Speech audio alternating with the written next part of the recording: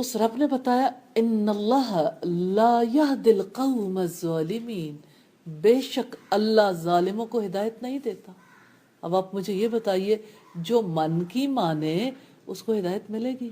نہیں، اسے دلیل بھی نظر نہیں آئے گی، اس کے لیے دلیل سمجھنا مشکل ہے۔ پھر آپ دعوت کس کو دیں گے؟ آپ اللہ کی طرف بلانا چاہتے ہیں، کس کو بلائیں گے؟ لوگوں کے لیے تو کوئی ایک بت نہیں ہے۔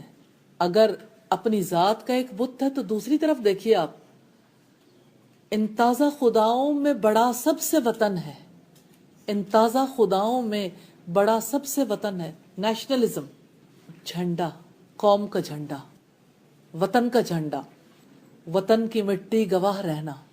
جو بھی سنتا ہے، ہم میں سے بھی جو سنتا ہے وہ بھی جھوم جاتا ہے کہ اچھا وطن کی بات ہے۔ تو اصلاً وطن بھی ایک بت ہے، من بھی ایک بت ہے، خواہشات بت ہیں جن کی انسان پرستش کرتا ہے۔ آج کے دور میں خدا پرستی کے راستے کی رکاوٹ عیسائیت اور یہودیت اور ہندو مت اور بدھ مت اور دیگر مذاہب نہیں ہے، سب سے بڑی رکاوٹ جدید تہذیب ہے۔ اور آپ دیکھیے، یہ ایسا مذہب ہے جس نے پوری دنیا کو اپنی لپیٹ میں لے لیا۔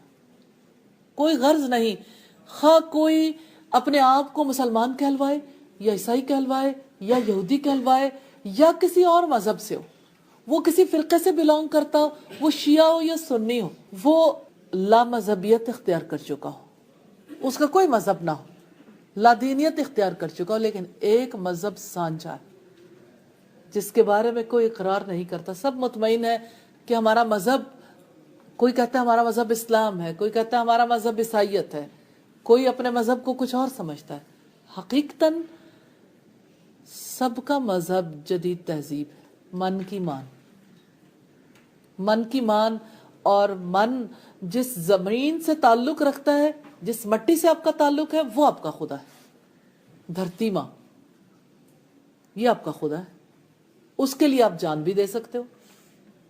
سوچیں، مجھے یہ بتائیے، جو اللہ کے کلمے کی بلندی کی خاطر جہاد کرتا ہے، وہ تو اللہ کی خاطر جہاد کرتا ہے، اللہ تعالیٰ اسے شہید کا درجہ دیتا ہے۔ جو مٹی کی خاطر جنگ کرتا ہے، مجھے یہ بتائیے، مٹی کی خاطر جنگ کرنے والا کس کی خاطر جان دیتا ہے؟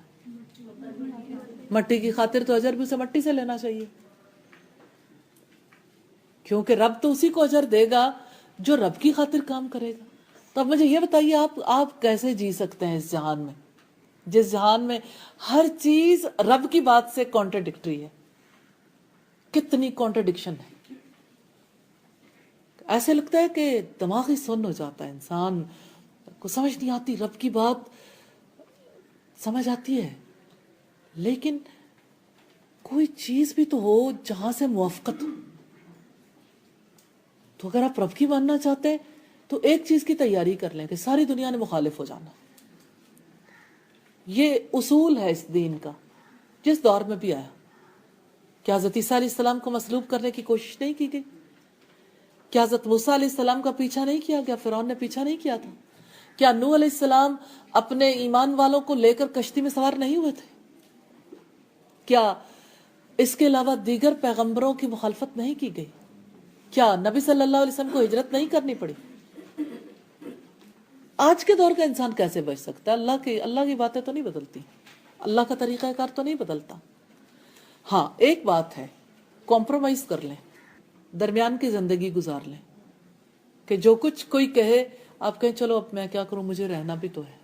ساری دنیا اسی پہ جی رہی ہے نا، کہ زمانے میں بھی تو رہنا ہے، دنیا کو بھی تو منہ دکھانا ہے۔ رب کو کیسے منہ دکھائیں گے؟ رب کے سامنے کیسے جائیں گے؟ ایک اللہ کا دعویٰ کرنے والے اپنے اندر جھانک کے تو دیکھیں کتنے خداؤں کی پرستش کرتے ہیں۔ اور اصل اس کی کیا ہے؟ اصل یہی ہے کہ حقیقت نہیں پہچانی، نہ زندگی کی نہ موت کی۔ بحیثیت مسلمان کے ہم اس بات پر بیلیو رکھتے ہیں، یقین کرتے ہیں زندگی کا خالق بھی اللہ ہے، مالک بھی وہی ہے۔ اس زندگی پر فیصلے کرنے کا اختیار بھی اسی کا ہے۔ فیصلے بھی اسی کے، تقدیر اسی کی ہے نا، جب فیصلہ اس نے کر دیا وہ تقدیر ہے اس کی، اور فیصلوں کی تنفیذ بھی اسی کے حکم سے ہونی، امپلیمنٹیشن بھی اس کے حکم سے ہونی۔ آج کا انسان جن نفسیاتی امراض میں مبتلا ہو رہا ہے وہ بھی ان حقائق کو نہ سمجھنے کی وجہ سے۔